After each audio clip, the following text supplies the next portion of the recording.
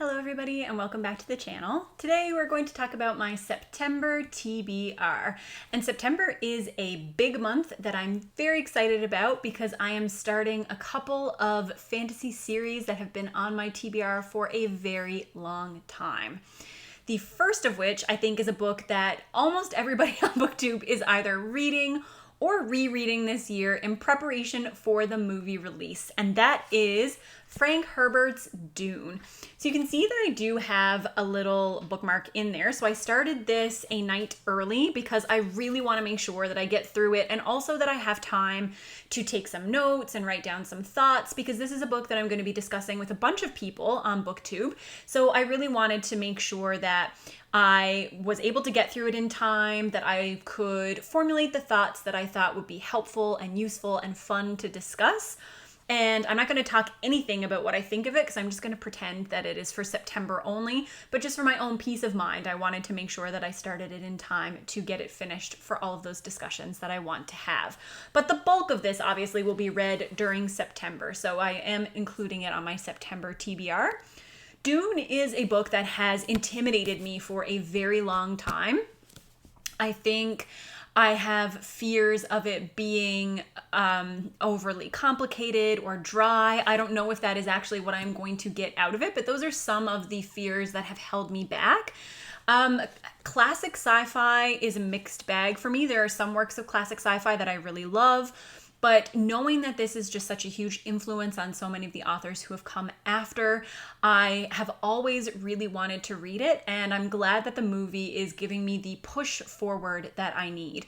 The movie looks fantastic, and I'm hoping that I can follow up my review and discussions of the book with some reviews and discussions of the movie as well, because I know that it's a big movie that so many people are looking forward to.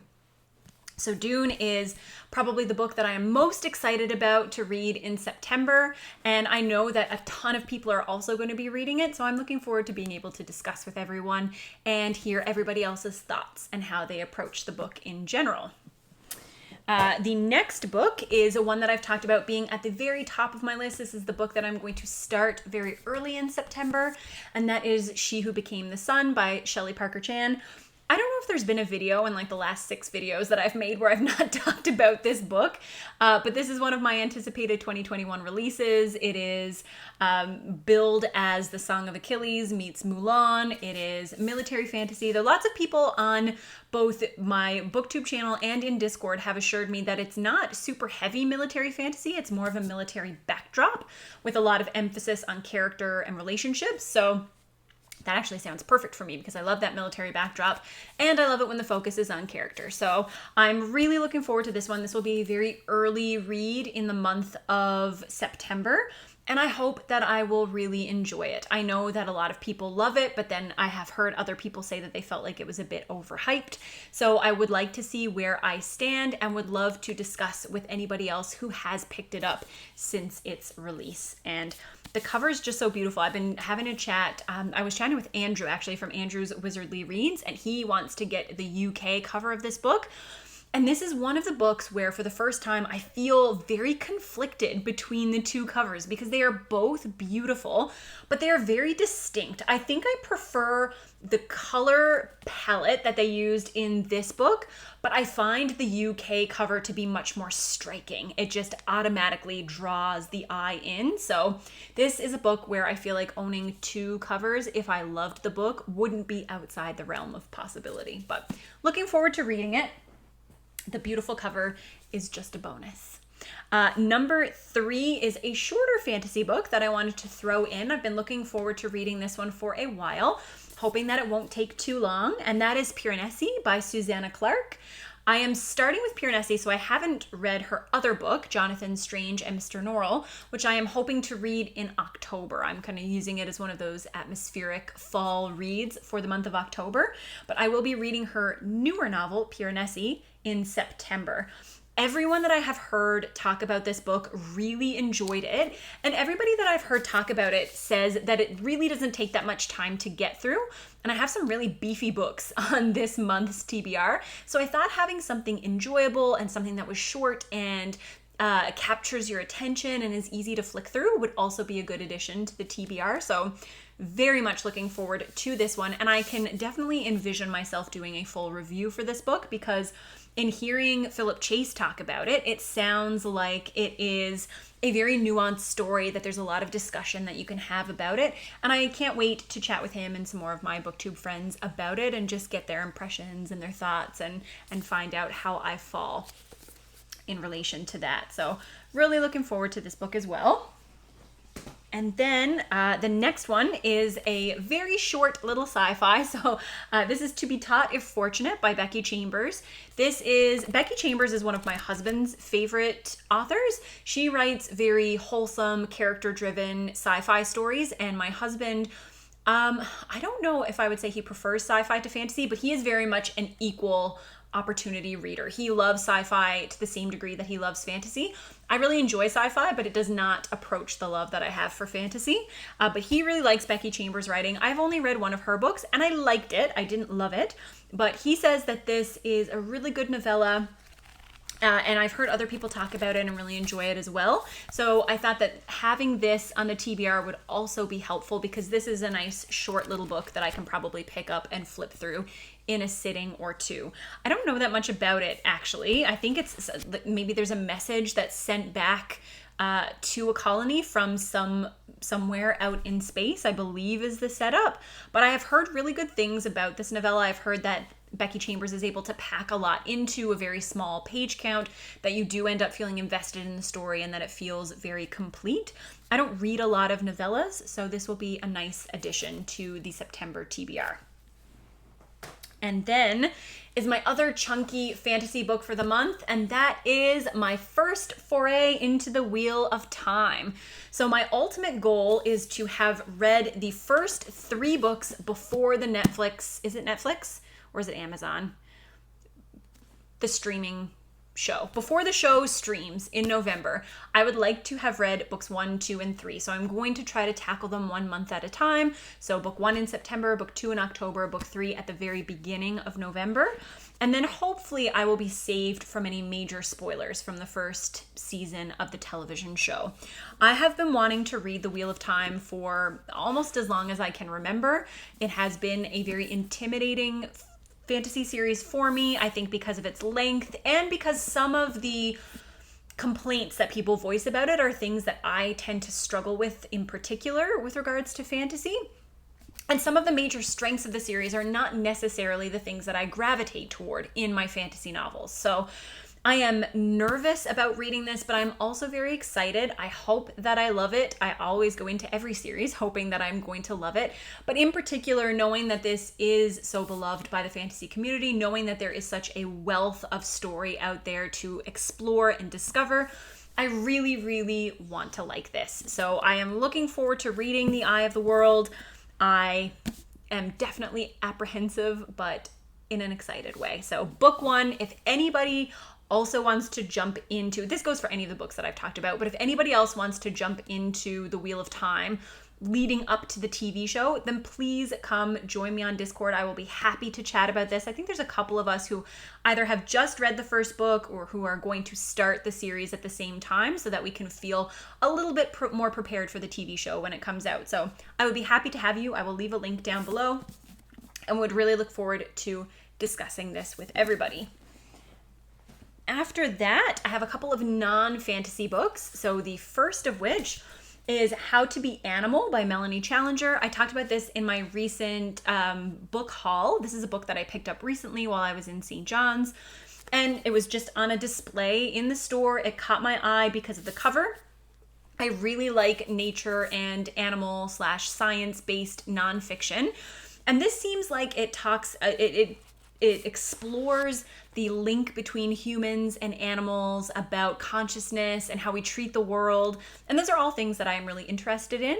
So I am going into this blind. It was just on a display at the store and they totally pulled me in with that subliminal advertising. So I am hoping that I enjoy this, but this will be my work of nonfiction for September, and I hope that it's a good one. This again is not too long, so I'm trying to give myself some shorter books to make sure that I can really get through those beefier fantasy books that I have slated to read this month. But How to Be Animal, really looking forward to that one as well.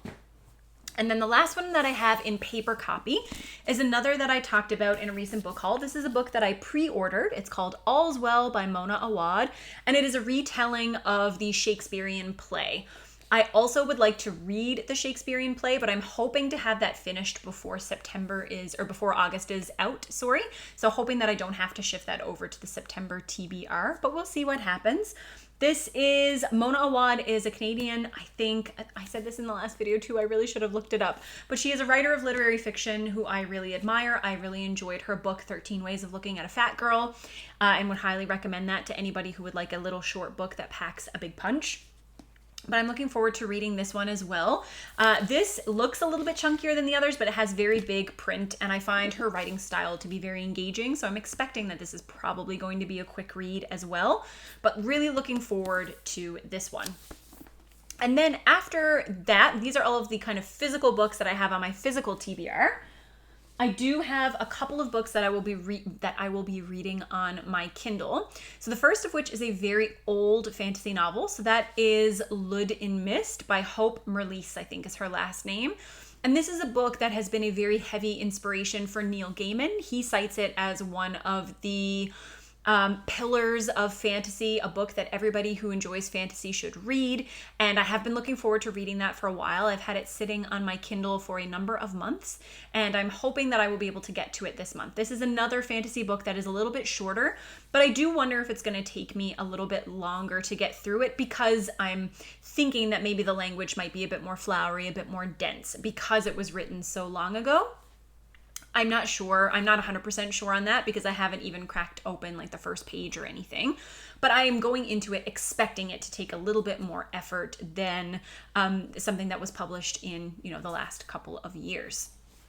And then the last two books are kind of totally outside my typical fantasy, but because I have been reading a lot of really heavy, chunky books for the last couple of months, I decided to throw in a couple of romance selections for September. These are books that I usually pick up and breeze through in one sitting, and they're both continuations of series that I have really liked. So the first one that I'll be reading is called The Love Principle by Helen Hoang, and this is the end of a trilogy of books that is an Own Voices series. So Helen Hoang has a diagnosis of autism spectrum disorder, and the primary protagonists of her first two books also had that diagnosis. This is a book that is going to focus on one of the side characters from those two books, and I'm really looking forward to it. I think her writing is really fresh, really funny. I think that she creates romances that you can get really invested in, and I like her unique perspective as well. So I will be finishing out that trilogy, which I think the book is released on August the 31st, so I'll just pick that up on Kindle sometime in early September. And then the final book that I'm hoping to pick up for the month of September is called Portrait of a Scotsman, and that is a historical romance by an author named Evie Dunmore. And this is the third book in her historical romance series. I don't know if this is the final one or not. It's been a year since I read the previous one, but for some reason I'm thinking that there may be 4 friends, so I'm expecting there to be 4 books. But I'm not entirely sure. If you have read this series, then please comment below and let me know. But this is just a continuation of her historical romance series. And this is a series that I have really liked because it focuses, or it centers around the suffragist movement in England. And the characters have all been really great, really witty. The romantic leads have been very compassionate, and there aren't a lot of moments that make me really angry, which can happen sometimes in historical fantasy or a historical romance story. So I have really, really appreciated that aspect of it. I think we get a little bit of a unique spin in regards to this series, so I have really liked it. I really like Evie Dunmore's writing. I think it's very crisp. I think that she has it's very straightforward but very accessible prose. It never feels clunky, which can happen sometimes. So really looking forward to reading her new book as well. And that is really it. It's becoming harder and harder for me to decide what to put on the TBR. I am very much a mood reader, but with BookTube and signing up to have discussions with people and buddy read things with people, it makes me have to be a little more intentional about my TBR. and I have to follow through on the things that I am reading. So I put 10 books on this TBR. I know for a fact that I will be reading Dune. I know for a fact that I will be reading The Eye of the World. Those are the 2 books that are kind of set in stone. I am not changing my mind for anything. I really want to read the other books. I've been excited to read them for a long time. So I think that I will stick to this pretty steadfastly. But as always, there is some room for deviation, and we shall see. August was the first month that I did a very strict TBR, and we'll see in the wrap up in a couple of days how that worked out for me. But I have high hopes for September. I'm really looking forward to reading these books, so I'm hoping that that means that I will actually get to the ones on the TBR. Please let me know what you guys are reading in September. If you're reading any of these books, I would love to be able to discuss them with you. And I hope that you have a great reading month. For anybody who is going back to school, or if you have kids that are going back to school, then I wish you the best of luck in this very busy season. And I really love September. I was always a big nerd, so I always loved the back to school season. I always feel a bit nostalgic when September comes along because part of me really wishes that I was still buying school supplies and going off to new classes. Not all of me, but a small part of me. So good luck with that if you are starting things up in September, and I will see you with another video soon. Bye.